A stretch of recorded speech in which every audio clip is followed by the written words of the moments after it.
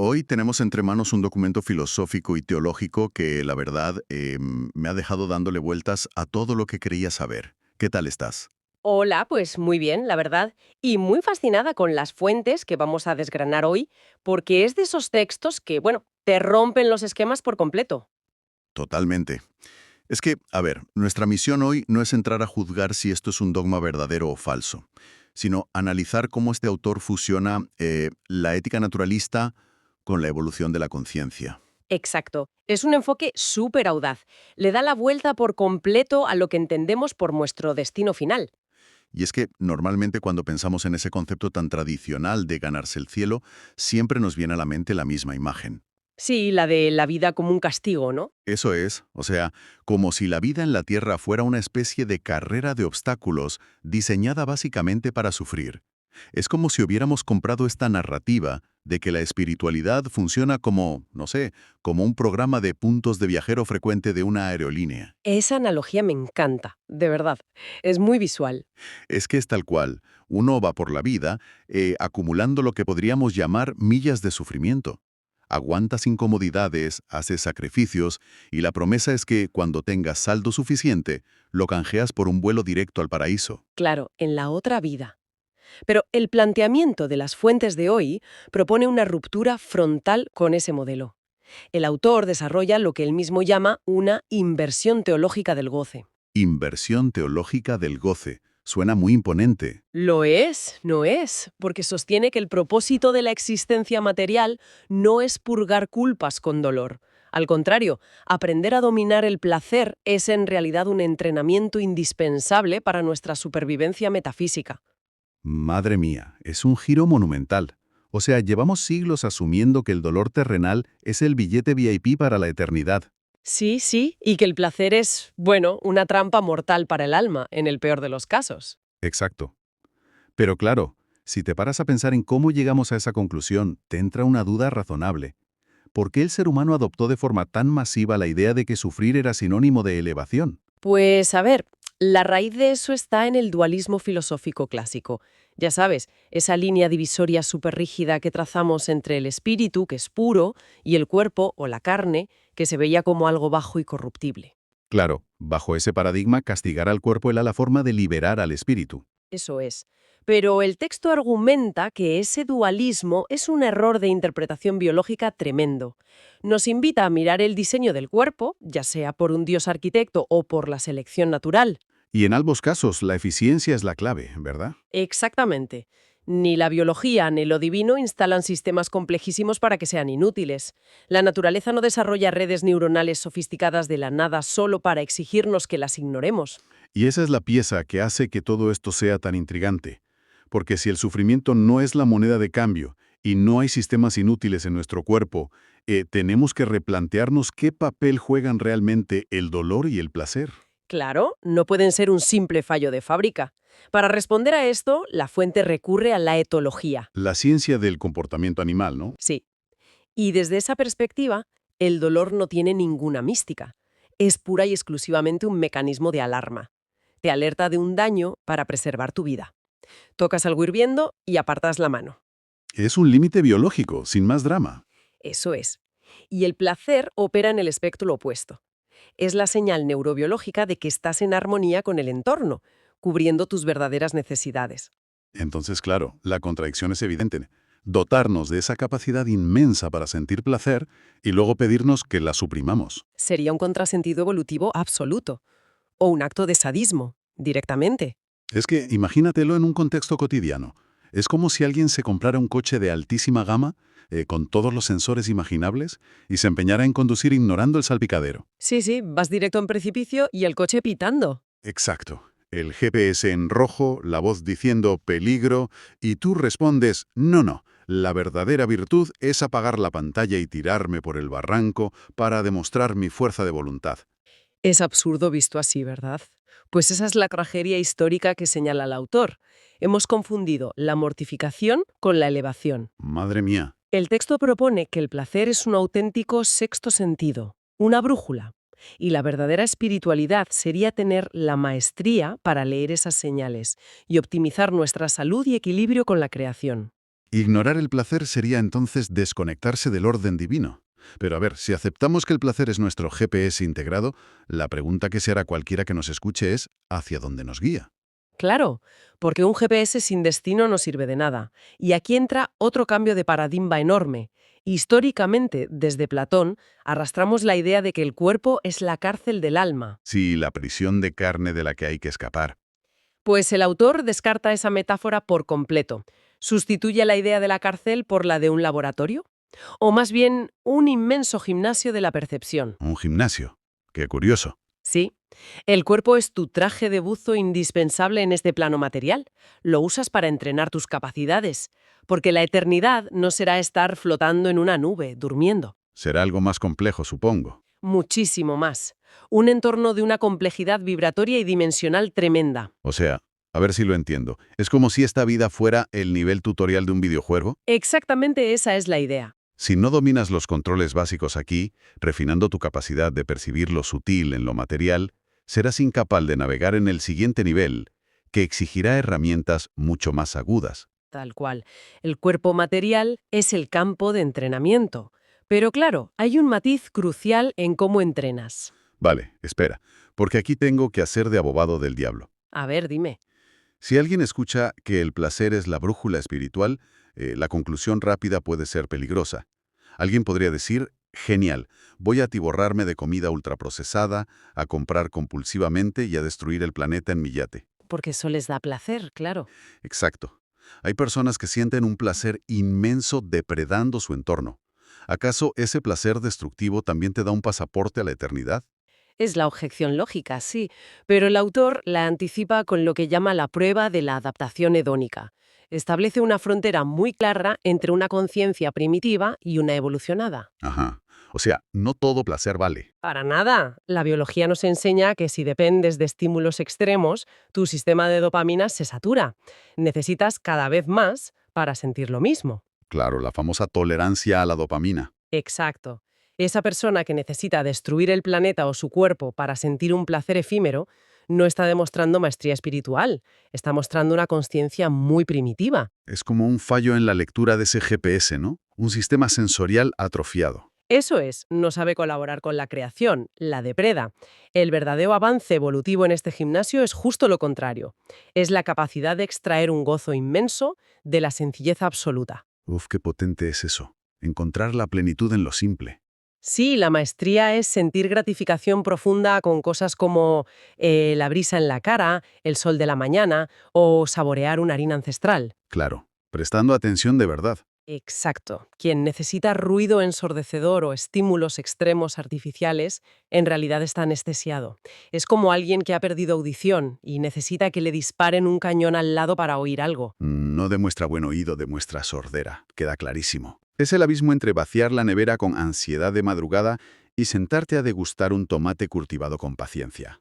Totalmente. Pero bueno, si la Tierra es este gimnasio y estamos haciendo estas pruebas de percepción, todo entrenamiento tiene un resultado final, ¿no? Claro, llega un punto de inflexión. ¿Qué pasa entonces cuando termina la vida biológica? ¿Qué pasa con las conciencias primitivas y con las evolucionadas? Pues aquí el texto desmantela conceptos occidentales pesadísimos.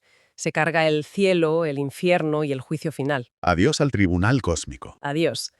No hay balanza midiendo pecados según ritos o normas morales. Todo se vuelve un proceso aséptico, casi de física pura, que llama maduración vibratoria. ¿Y el resultado de esa maduración cuál es? Se reduce a dos opciones, la migración o la extinción. ¡Wow! Migración frente a extinción. Suena a pura selección natural pero aplicada al alma. Es exactamente eso. Háblame de la primera opción.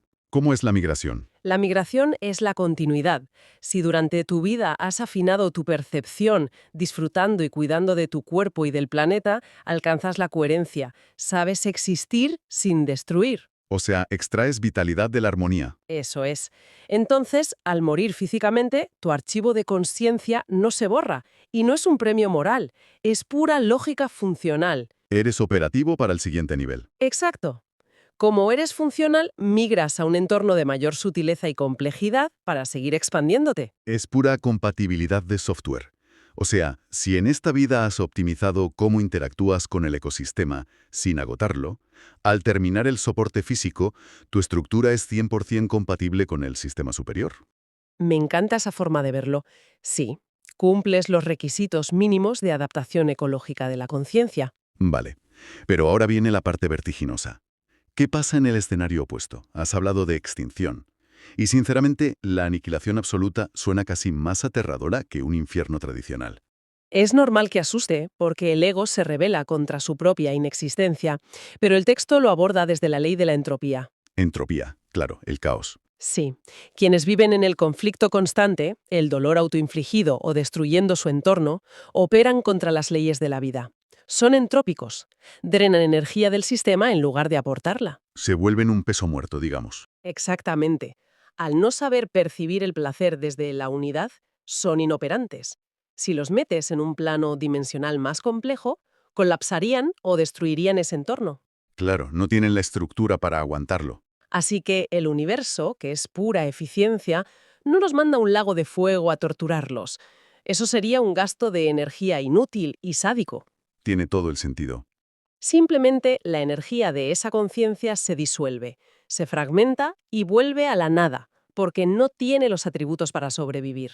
Es que es asombrosamente irracional.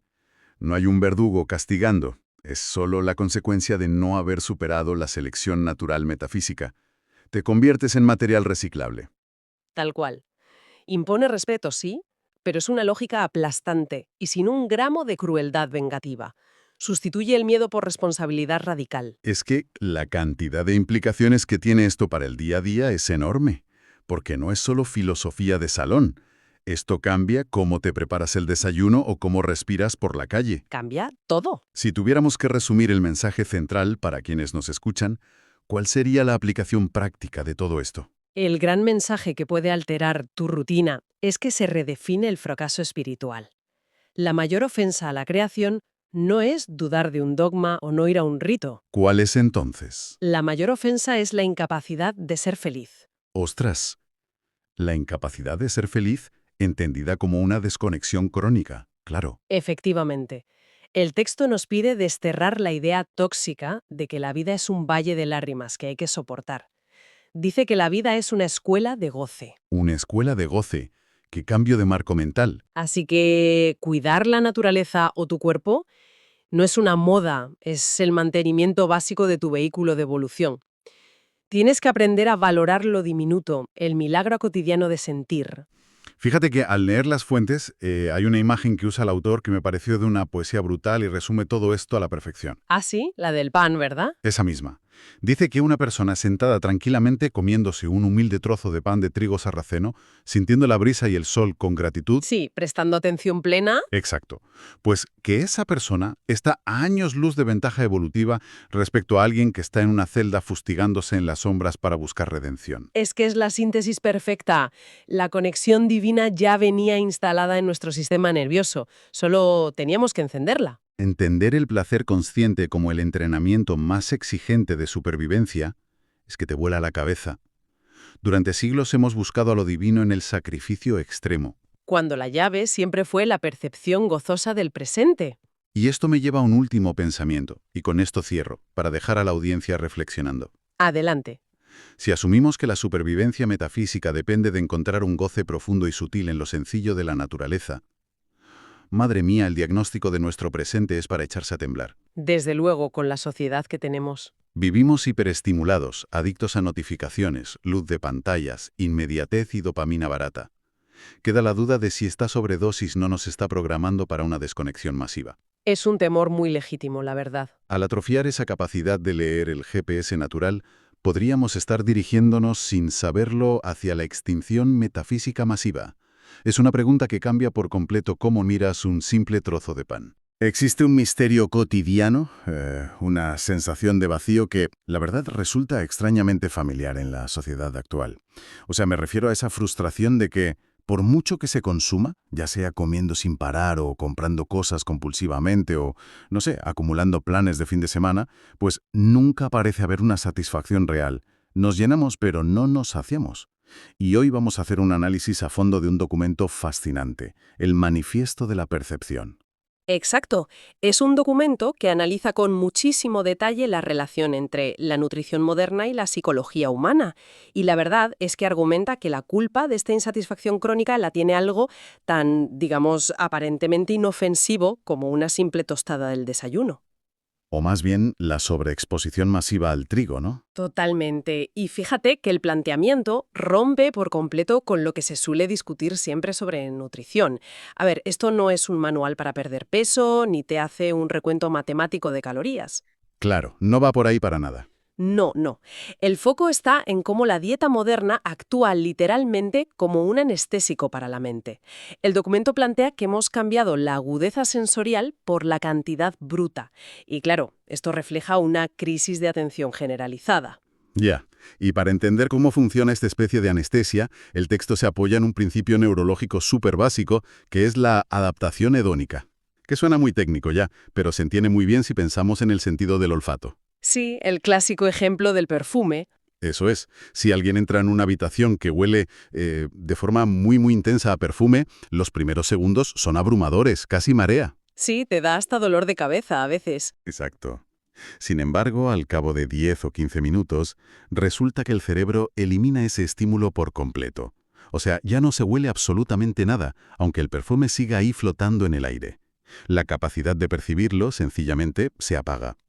Claro. Y es que el cerebro humano utiliza ese mecanismo pues, para ahorrar energía, básicamente, y para evitar la sobrecarga sensorial. Si un estímulo es constante y es predecible, deja de registrarse a nivel consciente. Se vuelve invisible. Se borra del mapa. Eso es. Y la tesis central aquí es que este mismo mecanismo biológico, si lo aplicamos a nuestro sistema digestivo y a nuestro paladar, pues explica de maravilla esta epidemia moderna de insatisfacción. Y el ejemplo más silencioso, pero a la vez más evidente, de esta adaptación hedónica en nuestra vida diaria es precisamente el trigo. Pero a ver, pongamos un poco de contexto aquí. Porque claro, el trigo lleva siendo la base de la civilización humana desde la antigua Mesopotamia, más o menos. Sí, milenios. Por eso cuesta creer que de repente sea el villano absoluto de la película. Aunque bueno, el documento aclara enseguida que el problema no es el ingrediente en sí mismo, sino el formato y sobre todo la omnipresencia actual. Claro. Es que hoy en día el trigo moderno, el refinado, está literalmente en todas partes. Es una barbaridad. Y no solo en el pan o en la pasta, que es lo evidente. Actúa como espesante oculto en salsas, en embutidos como el jamón York o en casi cualquier plato precocinado que mires en el supermercado. Y esa es la gran diferencia respecto a las dietas de hace siglos, ¿verdad? Totalmente. Esa omnipresencia absoluta de la que hablas genera exactamente el mismo efecto que la habitación llena de perfume. Al consumirlo en cada comida, en cada tentempié, el cuerpo sencillamente deja de registrar el placer y el valor nutricional del ingrediente. El trigo pasa de ser un alimento a ser un simple relleno. Un lienzo en blanco, vaya. Exacto. Un lienzo que ya no transmite ninguna señal de saciedad real al sistema nervioso. Y claro, al no recibir esa señal de saciedad, el cuerpo entra en pánico y reacciona con alarma. Como no hay un registro de satisfacción, pues el cerebro asume que le faltan nutrientes y exige más cantidad. Entramos en un bucle perverso total. Sí, un bucle de comer por comer. Se comen barras de pan entero, paquetes de galletas, bollería, buscando una recompensa sensorial y nutricional que, fíjate, nunca llega, porque el paladar está completamente insensibilizado. Y la consecuencia directa de esto en la industria alimentaria es lo que el documento denomina el disfraz de lo insano, que es un concepto súper interesante. Cuéntame más sobre eso. Pues, a ver, dado que la base de la alimentación moderna ya no aporta ningún sabor ni ningún placer por sí misma, la industria se ve obligada a intentar despertar a un paladar que está, como decíamos, anestesiado. A base de aditivos, me imagino. Claro, para lograr que, no sé, un bollo de trigo industrial resulte mínimamente atractivo al cerebro, tienen que sobrecargarlo con cantidades industriales de sal, azúcares refinados, potenciadores del sabor, grasas trans, de todo. O sea, me parece una metáfora visual brutal. Es como si a un edificio gris y aburrido le tuviéramos que poner luces de neón, parpadeantes y altavoces a todo volumen para que alguien, al menos, gire la cabeza al pasar. Es exactamente eso. La comida basura y los ultraprocesados funcionan así. Las personas no consumen grasas trans o azúcares añadidos porque el trigo sepa bien, sino precisamente porque el alimento base ya no sabe a nada. Ya. El monopolio del trigo ha creado un edificio aburridísimo. Sí, y además de insensibilizar el paladar, ha provocado un aumento enorme de intolerancias y problemas digestivos, todo derivado de consumir el mismo tipo de proteína, el gluten, de forma ininterrumpida. Y llegados a este punto, supongo que la solución no es dejar de comer o hacer dietas milagro. ¿Qué va? Para nada. El documento es muy claro en esto. La solución lógica, tanto técnica como vital, es la rotación. Introducir variedad para recuperar esa capacidad de percibir. Claro, rotar las harinas en la despensa rompe con esa sobreexposición constante. Volviendo a la analogía de antes, es el equivalente a salir de la habitación del perfume para respirar un poco de aire fresco. Eso es. Al introducir ingredientes nuevos, el cerebro sale de su letargo y vuelve a registrar matices. Mm. Y el texto propone una exploración de 3 alternativas principales que, a diferencia del trigo refinado, poseen una personalidad arrolladora. O sea que no necesitan de esos neones artificiales para destacar. Exacto. Y empieza hablando de la harina de garbanzo, Ah, el garbanzo. que destaca por ser la más densa a nivel nutricional, si no recuerdo mal. Sí, totalmente. Su perfil de proteínas y fibra es muy superior al de los cereales tradicionales. Y a nivel fisiológico, esto tiene un impacto crucial en el organismo. Porque la fibra ralentiza la digestión, ¿no? Justo, esa alta cantidad de fibra soluble evita los picos agudos de insulina en sangre que suele provocar la harina de trigo blanca. Así que proporciona una energía mucho más sostenida y, sobre todo, una sensación de saciedad real. Y en cuanto al sabor, bueno, aporta un toque terroso, muy peculiar, llama la atención y llena la boca sin necesidad de aderezos excesivos. Pero luego el documento menciona la harina de sarraceno y la califica como la alternativa más completa. Sí, y el sarraceno es fascinante, porque para empezar, ni siquiera es un cereal desde el punto de vista botánico. Qué curioso, eso no lo sabía. Es lo que llaman un pseudocereal. Aporta una proteína de muy alta calidad que contiene todos los aminoácidos esenciales, algo que es bastante raro en el mundo vegetal. Y además creo que leí que incluye antioxidantes únicos. Sí, como la rutina, que ayuda muchísimo a fortalecer los vasos sanguíneos y protege todo el sistema cardiovascular. Y su sabor es profundamente distinto al del garbanzo. Tiene unos matices intensos que recuerdan un poco a la nuez tostada. Suena delicioso, la verdad. Y como tercera gran opción aparece la harina de maíz, que la describen como la más energética. A nivel de composición, el maíz aporta nutrientes más sencillos. Esto se traduce en una fuente de energía muy rápida y de fácil asimilación. Ideal para un empujón rápido. Claro. Y su gran virtud gastronómica es que introduce un dulzor natural que resulta muy agradable, lo que la hace súper versátil para equilibrar otras mezclas de harinas. Aunque, llegados a este punto, creo que vale la pena mencionar la postura del manifiesto sobre el trigo integral. Porque mucha gente piensa, oye, pues cambio el pan blanco por el pan integral y ya he resuelto el problema. Ya, es el mito clásico. Y aunque el texto reconoce que, el trigo integral conserva su salvado y su germen, y por tanto aporta más fibra que su versión refinada, advierte de algo importante. Que sigue alimentando el mismo monopolio. Exactamente.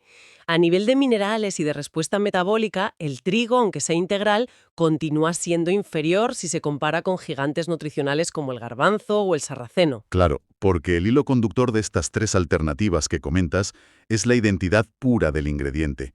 Una masa hecha con agua y harina de sarraceno o de garbanzo tiene tanta fuerza por sí misma que resulta placentera sin añadir nada. Eso es, no hay necesidad de sepultar estas harinas bajo capas y capas de mantequilla, natas o azúcares para que tengan gracia. El placer se extrae de la colaboración con la propia naturaleza del ingrediente. Vale. Todo este análisis nutricional suena impecable en la teoría, pero a nivel práctico, aquí surge un obstáculo monumental. A ver, ¿te escucho? Pues que la industria utiliza el trigo de forma masiva porque funciona mecánicamente mejor que cualquier otra cosa. O sea, el gluten es una proteína que, al amasarse, crea una red elástica maravillosa. La famosa malla del gluten. Eso es.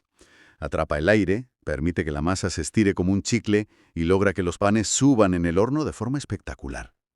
Si alguien intenta hacer una masa de pizza o un bizcocho solo con harina de garbanzo o de sarraceno sin esa red elástica, el resultado suele ser, bueno, un desastre. Un ladrillo. Sí, parece más un bloque de cemento denso que un alimento apetecible. Ya te entiendo perfectamente. Y ese ha sido el gran desafío histórico de toda la panadería libre de gluten. Al no existir esa malla estructural, los gases que liberan las levaduras durante la fermentación pues simplemente se escapan. Claro, la masa no retiene el aire, no sube y termina siendo seca y súper quebradiza. Exacto. Sin embargo, aquí es donde la ciencia culinaria moderna aporta una solución técnica que el documento considera poco menos que revolucionaria: el psyllium. Ah, la cáscara de psyllium, o psyllium husk, como le dicen en inglés. Sí, eso es. Es una fibra soluble que se extrae de la semilla de una planta que es originaria de la India. Y el psyllium actúa mecánicamente como el sustituto perfecto del gluten, pero sin arrastrar los problemas de sobreexposición que comentábamos antes. ¿Y cómo funciona exactamente? Pues al entrar en contacto con el agua en una receta, esta fibra forma un mucílabo, una especie de gel que es muy, muy viscoso. Y ese gel se entrelaza en la masa de sarraceno o de garbanzo y crea una estructura de soporte que antes era imposible de conseguir. O sea que asume el trabajo mecánico de retener el gas de la levadura. Justo. Permite amasar, estirar la masa sin que se rompan las manos y logra que los panes y los bizcochos tengan esa miga alveolada y súper esponjosa que resulta tan agradable al morder. ¡Qué pasada! O sea que los resultados alcanzan un nivel verdaderamente profesional, manteniendo las propiedades mecánicas y la elasticidad del pan tradicional de trigo. Sí, pero con la inmensa diferencia de que se conserva intacta la digestibilidad y el perfil nutricional superior de estas harinas alternativas. Y la conclusión que arroja esta parte técnica es fundamental.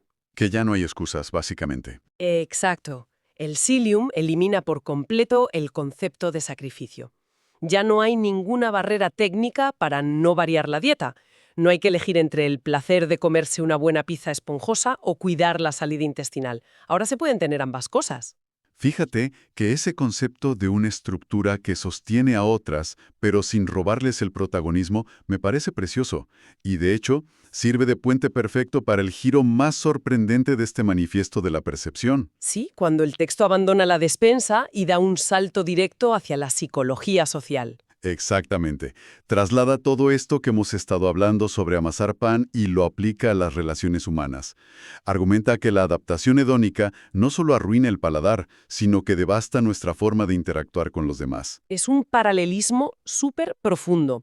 El documento sugiere que a menudo existe una tendencia a tratar a las personas más cercanas, pues parejas, familiares, amigos de toda la vida, como si fueran un alimento básico. Como si fueran el trigo de nuestra vida social. Sí, se asume su presencia constante como algo garantizado. Y al dar esa presencia por sentada, se cae en la rutina de la insensibilidad. Se deja de apreciar su valor real y comienza una dinámica un poco tóxica de exigencia continua. Intentando extraer placer de la otra persona constantemente. Eso es. Es una mentalidad que está fundamentada en el consumo y en la posesión, y que inevitablemente acaba generando muchísimos conflictos y fricciones. Es que tiene todo el sentido. Al igual que el paladar anestesiado pide luces de neón y más azúcar, empezamos a exigirle a la otra persona que cambie, que se disfrace o que encaje en moldes muy rígidos para seguir proporcionándonos algún estímulo. Totalmente. Y la alternativa que plantea el documento es cambiar radicalmente el enfoque. Pasar de esa posesión a la colaboración. Lo cual implica entender que cada ser humano es como una harina diferente, con una personalidad arrolladora y compleja que no necesita ser alterada ni endulzada para ser valiosa. Me encanta esa visión. Siguiendo con la analogía, del mismo modo que rotar la despensa mejora nuestra respuesta metabólica, diversificar los círculos sociales y colaborar con personas muy distintas enriquece toda nuestra estructura emocional. Claro. Cuando la motivación no es poseer a alguien para cubrir una carencia propia, sino colaborar, se abren posibilidades de crear algo nuevo y muchísimo más sano. Y aquí es donde la pieza del psyllium encaja de forma magistral en las relaciones humanas.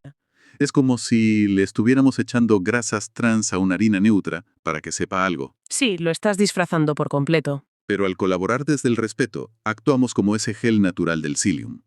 No anulamos el carácter intenso del sarraceno ni el toque terroso del garbanzo. Simplemente aportamos la cohesión y la estructura necesaria para que cada personalidad dé lo mejor de sí misma y la relación fermente de forma natural. Esa metáfora del silium social es que lo ilustra perfectamente. El apoyo mutuo no requiere borrar la identidad de nadie, proveer estructuras sin imponer condiciones. Y fíjate, esta idea de abandonar la exigencia constante nos conduce a la tesis final, y yo diría, más amplia de este manifiesto. Sí, la que dice que el problema subyacente de la sociedad moderna no reside en los objetos o alimentos que consumimos, sino en nuestra nula capacidad para sentirlos. Totalmente. El sistema actual basado en un crecimiento perpetuo nos empuja hacia un consumo infinito, más cantidad de objetos comprados, más comida rápida procesada, más estímulos continuos por todas partes. Y la trampa funciona porque la percepción general de la gente está bajo mínimos debido a esta adaptación hedónica de la que hablábamos al principio. Claro. Se genera la falsa creencia de necesitar desesperadamente acumular más y más, cuando la solución real no es aumentar el volumen, sino aumentar la sensibilidad para sentir profundamente lo que ya está ahí. El documento bautiza este enfoque como en la economía del placer, que me parece un término brillante. Sí, hace una distinción muy clara entre la figura del consumidor y la del perceptor. Exacto. Un consumidor tradicional, con los sentidos totalmente embotados por el exceso, necesita comerse 1 kilo entero de bollería industrial o, no sé, comprarse 5 artículos nuevos cada semana para experimentar una sensación súper fugaz de saciedad. Que dura un segundo, vaya. Nada. En cambio, un perceptor que ha entrenado su agudeza sensorial y ha limpiado su entorno de ruido, funciona de manera radicalmente distinta. Es que a un perceptor le basta un solo bocado. Un solo trozo de masa pura de sarraceno, saboreado con plena conciencia, proporciona una satisfacción inmensamente mayor y más duradera que el atracón vacío del consumidor. Es la magia de afilar la percepción. Los estímulos más sencillos recuperan una fuerza tremenda.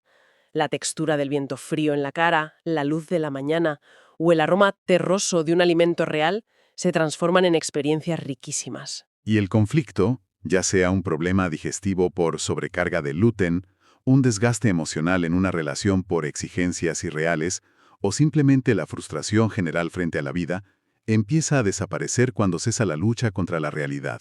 Cuando se deja de intentar doblegar a las personas y a los ingredientes para que se adapten a la fuerza a nuestros deseos insaciables. Exacto. Y se aprende a colaborar con la naturaleza intrínseca de cada elemento.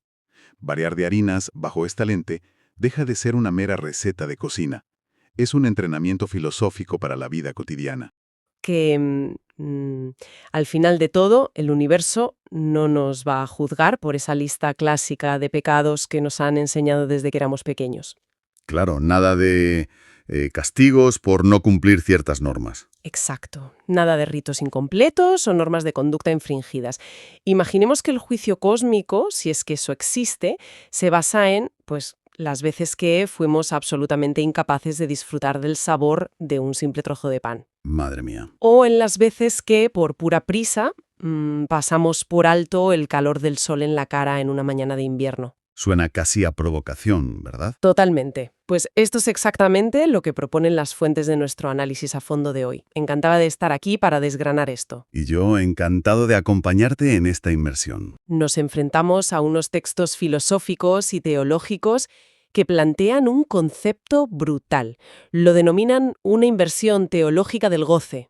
Un título que ya impone. Ya ves, y la misión de esta exploración exhaustiva que vamos a hacer hoy es diseccionar cómo esta idea desmantela siglos y siglos de tradición.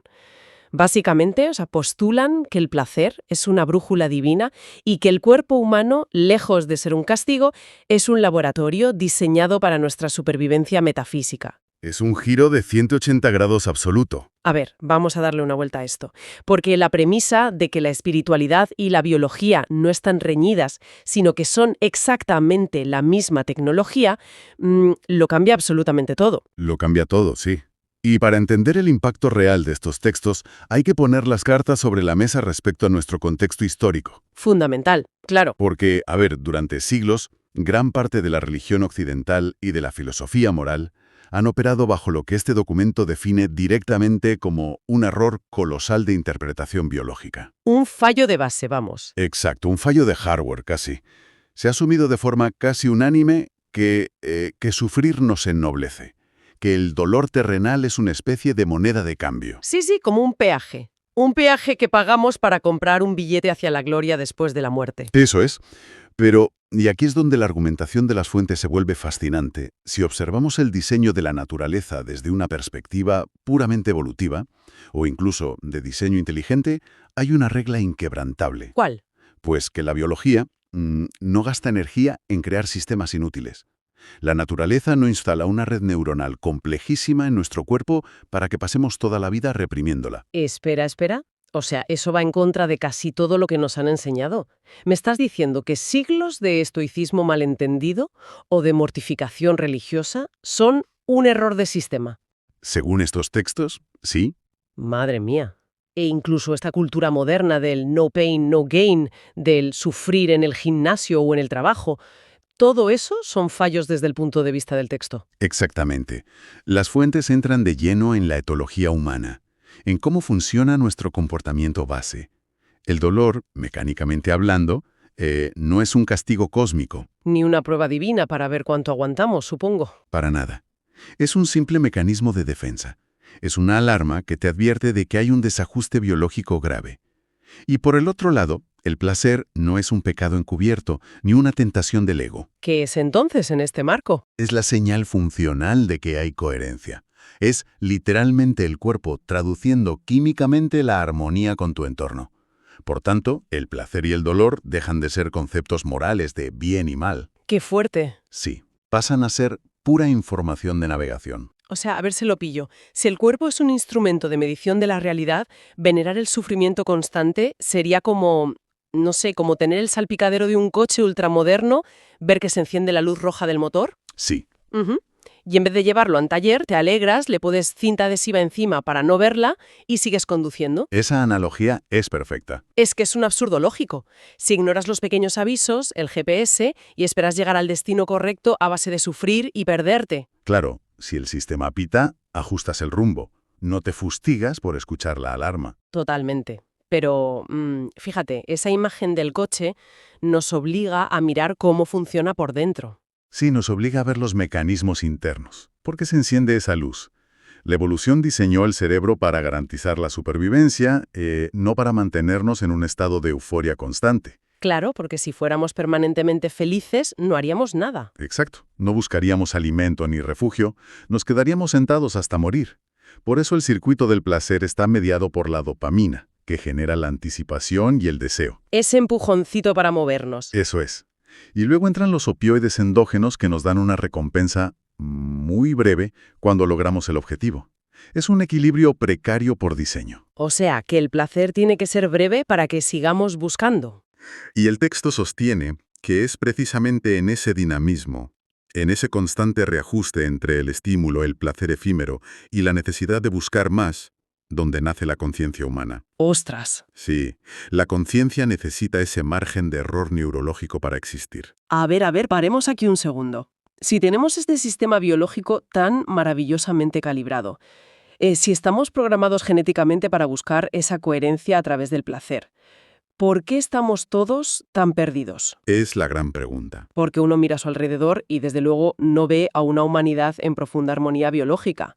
Ve a una sociedad estresada, insatisfecha y enganchada a estímulos que, paradójicamente, la están destruyendo. Pues ese es el gran diagnóstico que hacen las fuentes sobre nuestro tiempo actual. E introducen un concepto que a mí me parece letal. Cuéntame. Hablan del analfabetismo del placer. El tema de la humanidad no es la búsqueda del goce en sí, sino nuestra absoluta incapacidad para leer nuestras propias señales perceptivas en el mundo moderno. O sea que no sabemos leer nuestro propio cuerpo. Exacto. Nuestro sistema biológico confía en que los estímulos que detecta provienen del mundo natural, porque ahí evolucionó. Pero hoy vivimos en un entorno diseñado a medida para hackear ese sistema. Claro, con hiperestimulación constante. Justo. Estamos bombardeados por lo que el texto llama placeres descontextualizados o saturados. Vale, estamos hablando de cosas como la comida basura y las redes sociales. Hablamos de todo estímulo que genere un pico antinatural de dopamina, Y ojo, nuestra intención aquí no es posicionarnos ni decir a nadie cómo tiene que vivir su vida. No, no, por supuesto. Nuestro objetivo es simplemente desgranar lo que dicen los textos y mantenernos neutrales sobre el diagnóstico social que hacen. Exactamente. Simplemente exponemos esta crítica. Y los textos argumentan que alimentos hiperestimulantes, cargados de azúcares y grasas industriales, cosas que jamás encontrarías juntas en la naturaleza. Ya, un donut no crece en un árbol. Claro.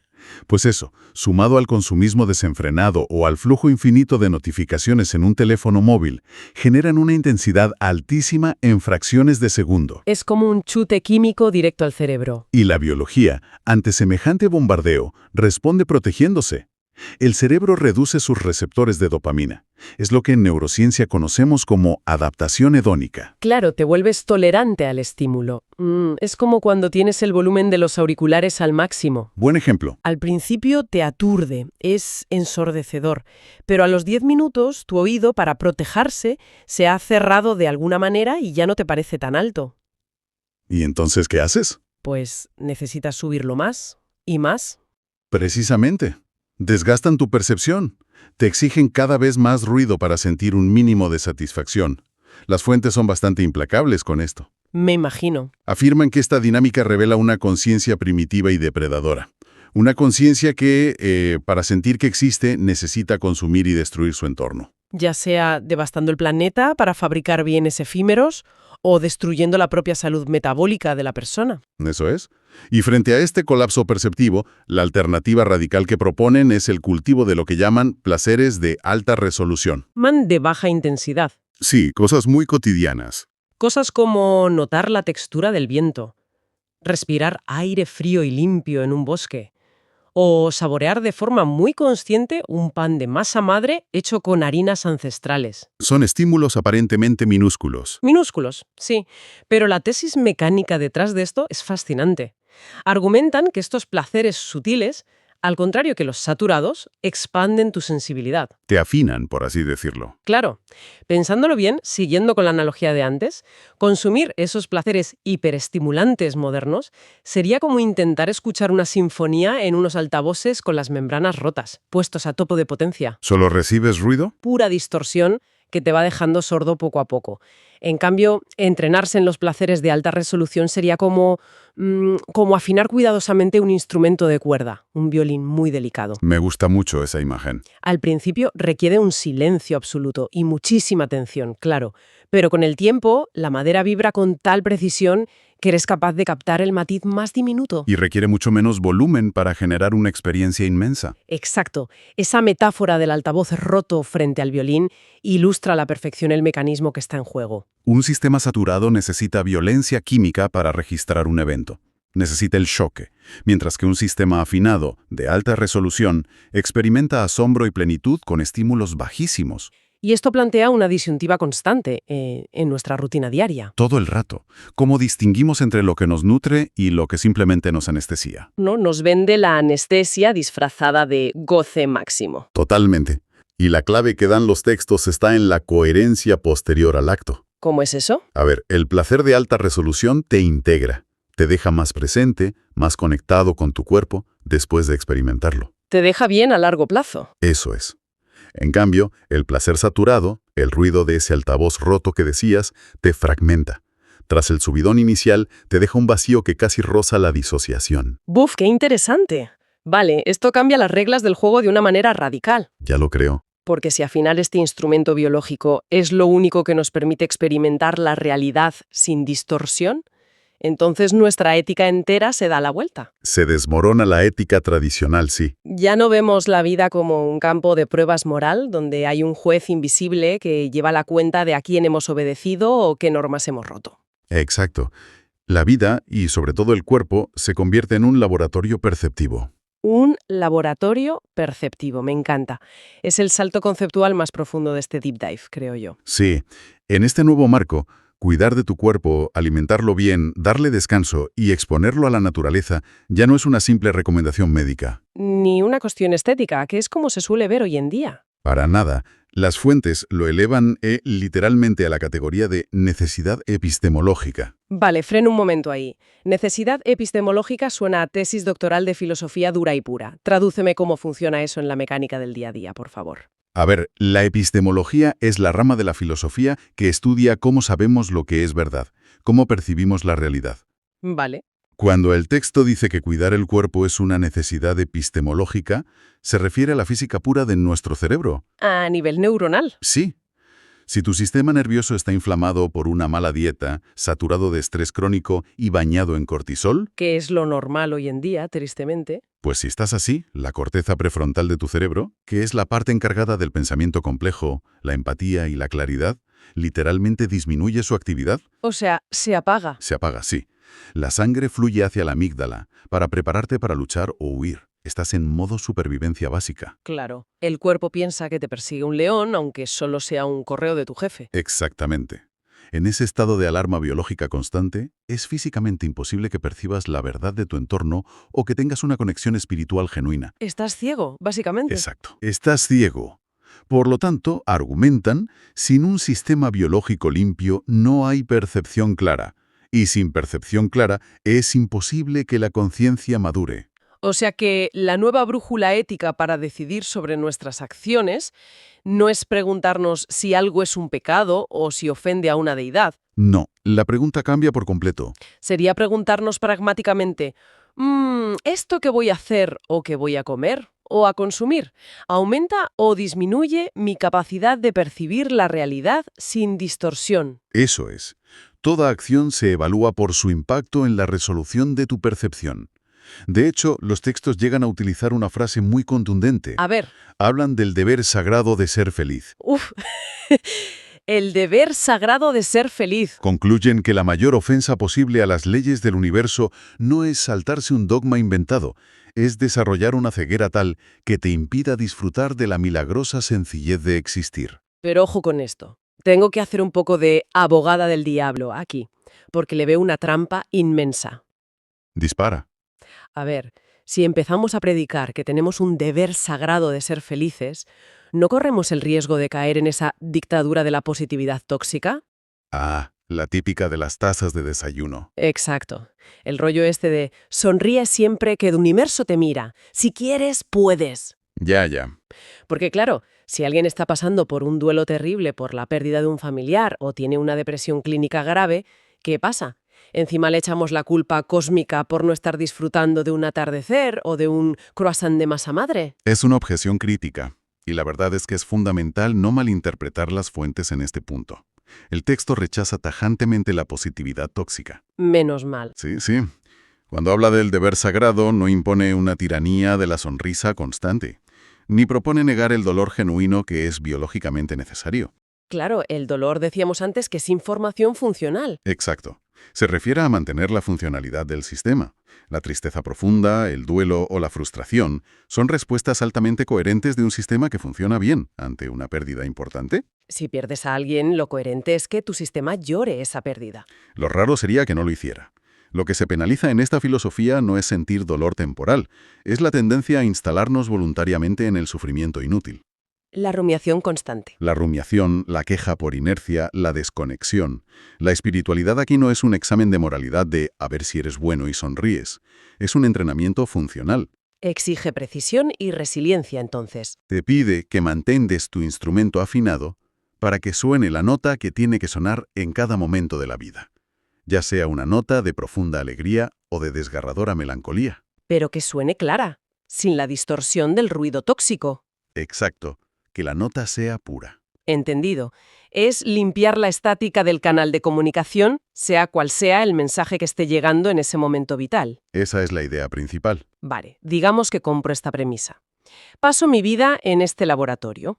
Afino mi violín, elimino el ruido, vivo en esa coherencia sin negar la realidad y saboreando los placeres de alta resolución. Vale, La pregunta lógica que se cae por su propio peso es ¿para qué? el objetivo final. Claro, ¿para qué tantos entrenamiento perceptivo?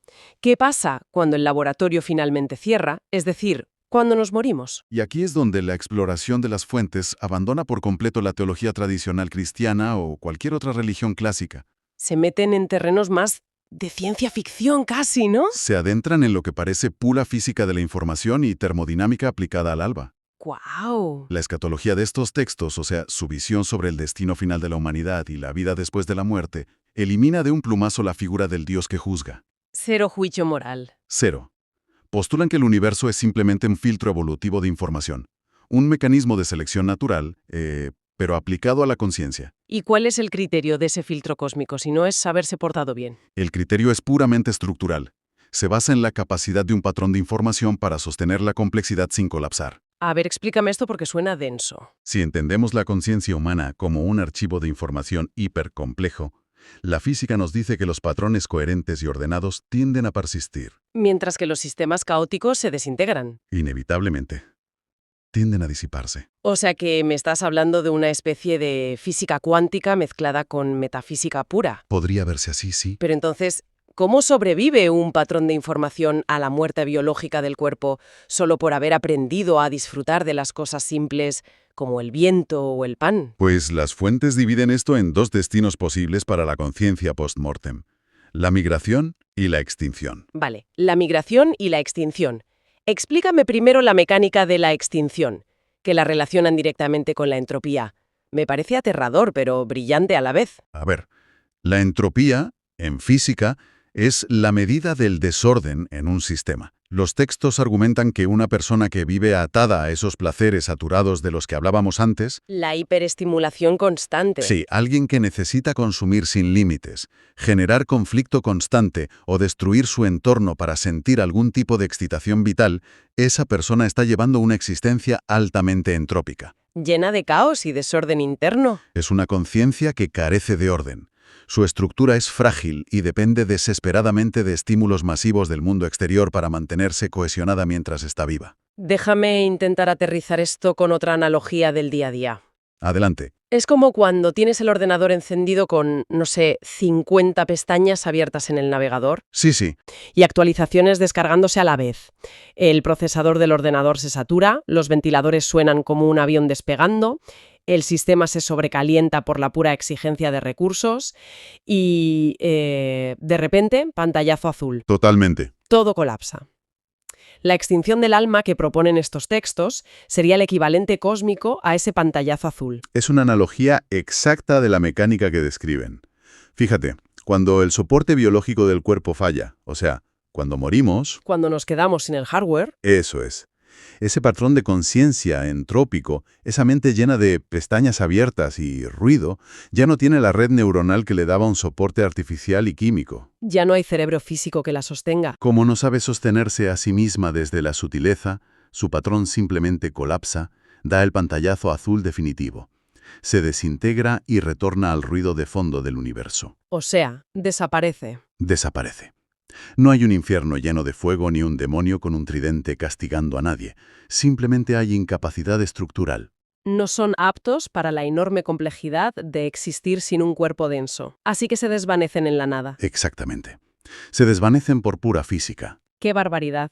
Sustituyen el castigo divino de toda la vida por un simple error de compatibilidad de hardware. Me vuela la cabeza. Es un enfoque muy frío, pero a la vez muy elegante. Y frente a esta extinción entrópica, tendríamos la migración, que entiendo que es la continuidad informacional de la consciencia. Exacto.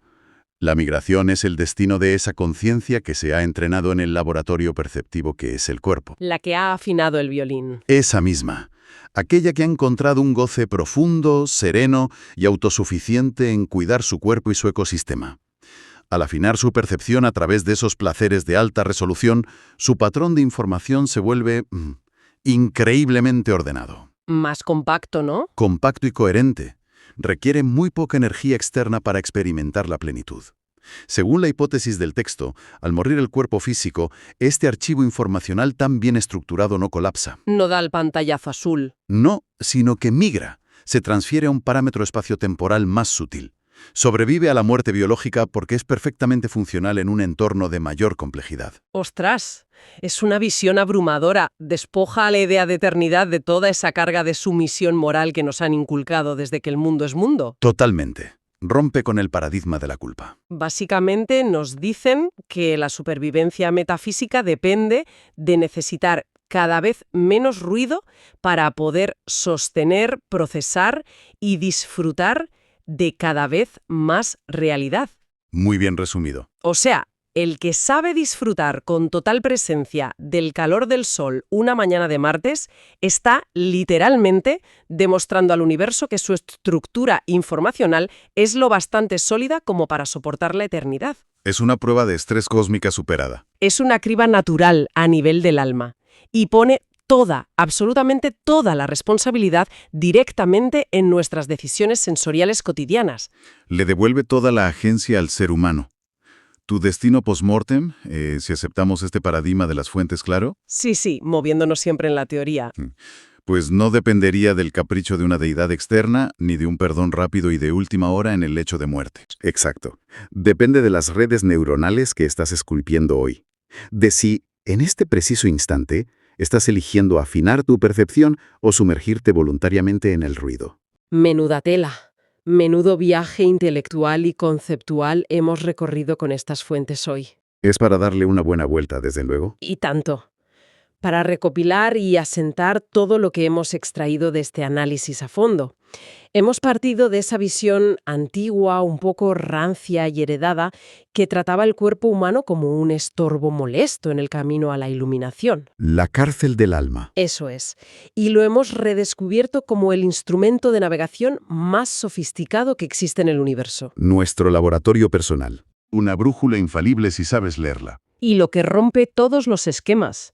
Que la diferencia entre fundirnos en la extinción entrópica y desaparecer en la nada o alcanzar una continuidad metafísica no dependería de hacer enormes sacrificios dogmáticos, Sino de maestría perceptiva. de la maestría con la que aprendamos a saborear la luz del sol y, de paso, protegiendo nuestro entorno en lugar de devorarlo con consumismo. Convierte cada segundo de la vida cotidiana en una práctica sagrada real, en un verdadero entrenamiento de supervivencia cósmica. La biología se revela como la puerta de acceso directa a la metafísica. Y con esto sobre la mesa, la invitación obligada para quienes nos escuchan hoy es que dirijan un momento la mirada hacia su propia rutina. Que hagan inventario. Que quienes nos acompañan evalúen por un momento su dieta perceptiva de esta semana, cuando se levantan por la mañana y miran el teléfono, cuando eligen qué comer, cómo conversan con alguien o qué miran por la ventana. ¿Están afinando el instrumento o rompiendo el altavoz? Esa es la clave. ¿Están esos estímulos afinando vuestro violín interno para captar los matices de la vida? ¿O están fundiendo vuestros circuitos con un ruido que solo deja agotamiento y anestesia? Es una pregunta dura, ¿eh? Lo es, pero tiene el potencial de reestructurar desde cero cómo decidimos vivir a partir de mañana mismo. Sin duda. Porque si el objetivo biológico y espiritual es la máxima coherencia, hasta la elección más pequeña que hacemos a nivel sensorial tiene un peso incalculable. Absolutamente. Todo cuenta. Cada detalle.